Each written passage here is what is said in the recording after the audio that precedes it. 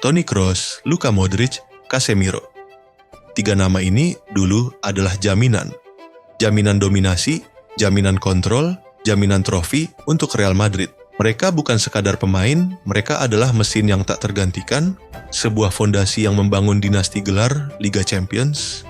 Tapi, era itu sudah selesai. Lenyap. Dan apa yang tersisa sekarang? Sebuah kekacauan. Sebuah krisis yang tak bisa lagi ditutup-tutupi. Tidak bicara soal performi. Bicara soal sebuah kegagalan sistemik yang membuat lini tengah Real Madrid saat ini adalah yang terlemah dalam sejarah modern mereka. Menurut kalian, siapa biang kerok utama dari krisis ini? Para pemain? Manajemen yang salah perencanaan? Atau pergantian pelatih yang justru memperburuk keadaan? Performa tidak bisa menipu. Kita akan bongkar habis-habisan, satu persatu, kenapa regenerasi lini tengah Los Blancos ini gagal total.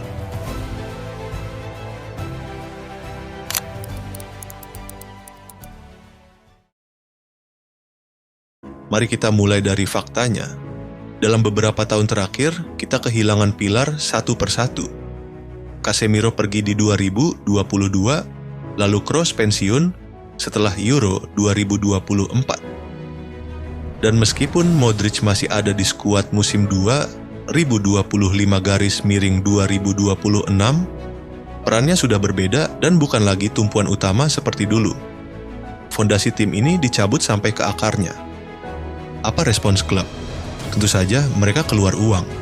Banyak, hampir 240 juta euro digelontorkan untuk mendatangkan Jude Bellingham, Aurelien Tchouameni, dan Eduardo Camavinga. Di atas kertas, ini skuad masa depan. 3 talenta muda terbaik di dunia. Tapi disinilah masalah terbesarnya. Real Madrid tidak membeli pemain yang salah, mereka membeli profil pemain yang salah. Mereka membeli kuda pacu yang kencang, pekerja keras yang tak kenal lelah, tapi mereka lupa membeli seorang kusir. Mereka lupa membeli otak, sang pengatur tempo, sang metronom yang jadi nyawa permainan Madrid selama 1 dekade terakhir. Hasilnya, mesin yang berisik, mesin yang mahal, tapi mesin yang rusak dan tidak bisa mengontrol apa-apa. Klub ini penuh gelandang berkualitas, tapi tidak ada satupun dari mereka yang merupakan seorang gelandang sentral elit yang bisa mendikte permainan.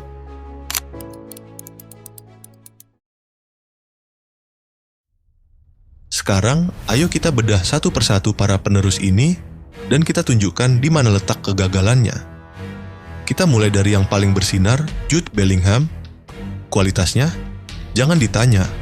Dia fenomenal, pencetak gol ulung, punya determinasi luar biasa. Tapi masalahnya, Bellingham paling efektif saat dia bermain sebagai false nine atau gelandang serang yang menusuk ke kotak penalti. Semakin dia maju, semakin berbahaya dia. Ironisnya, semakin dia maju, semakin terekspos juga kekosongan di belakangnya. Dia bukan jawaban untuk masalah kontrol di lini tengah. Dia justru bukti betapa lini tengah ini butuh seorang penyeimbang yang solid di belakangnya. Lalu kita sampai pada nama yang paling problematik, Aurelien Tchouameni. Dia didatangkan sebagai suksesor Casemiro, sebagai pivot, sebagai jangkar. Dia pekerja keras, tackle-nya kuat, tapi dia bukan seorang controller. Dia bukan tipe pemain yang bisa memecah garis pertahanan lawan dengan umpan terobosan. Dia cenderung bermain aman, mengoper ke samping, akibatnya tempo permainan Madrid jadi lambat dan mudah ditebak. Dia adalah tipe pemain yang butuh seorang Kroos di sebelahnya, bukan untuk menggantikan Kroos. Bagaimana dengan Eduardo Camavinga dan Fede Valverde? Keduanya adalah pemain dengan energi luar biasa. Valverde bahkan adalah mesin di lini tengah Madrid. Tapi energi tidak bisa menggantikan visi.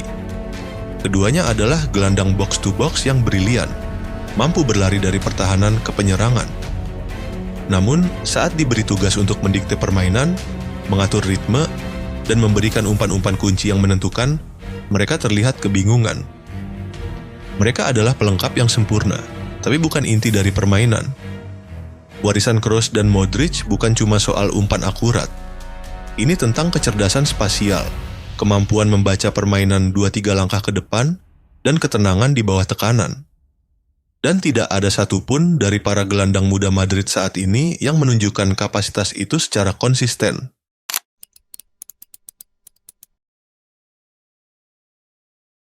Kegagalan ini jauh lebih dalam dari sekadar performa pemain di lapangan. Ini adalah krisis manajemen dan strategi. Fakta bahwa klub ini terus berjuang mencari keseimbangan di lini tengah. Bahkan, setelah pergantian pelatih ke Alvaro Arbeloa pada Januari 2026, membuktikan bahwa akarnya bukan di bangku pelatih, melainkan di kursi para direktur. Arbeloa yang dipromosikan dari tim Castilla adalah sebuah pertaruhan. Menunjuk pelatih yang relatif belum punya pengalaman di level La Liga untuk menangani klub sebesar Real Madrid yang sedang dalam transisi menunjukkan adanya proses pengambilan keputusan yang berisiko. Ini bukan menyalahkan Arbeloa, tapi ini menunjukkan sebuah klub yang sedang kebingungan mencari arah. Krisis lini tengah ini tidak terjadi sendirian. Di saat yang sama, Madrid juga dihantam badai cedera di lini pertahanan dan lini depan, yang sempat membuat Kylian Mbappe absen. Ketika semua pilar lain goyah, lini tengah yang seharusnya menjadi penopang justru menjadi bagian yang paling rapuh. Hasilnya sudah terlihat, performa yang tidak konsisten di La Liga.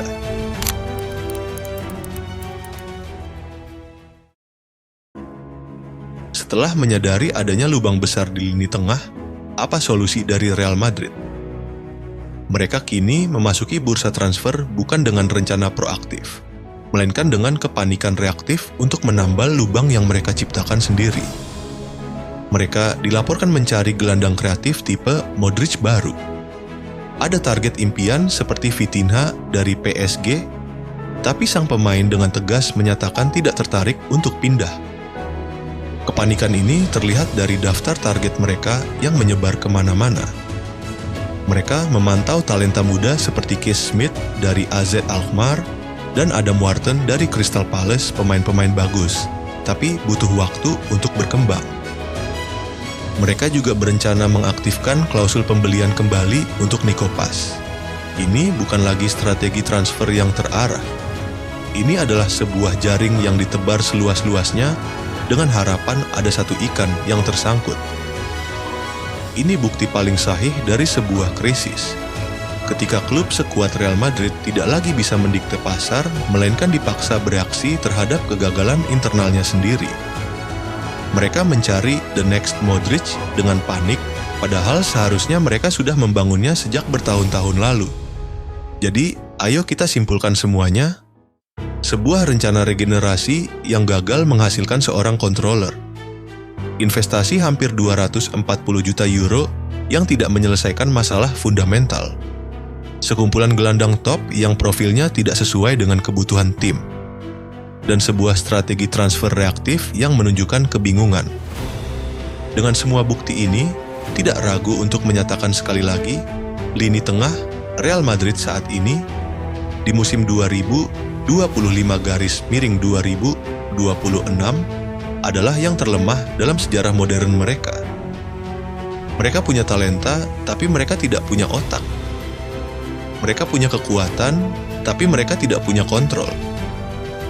Tulis analisis kalian di kolom komentar di bawah.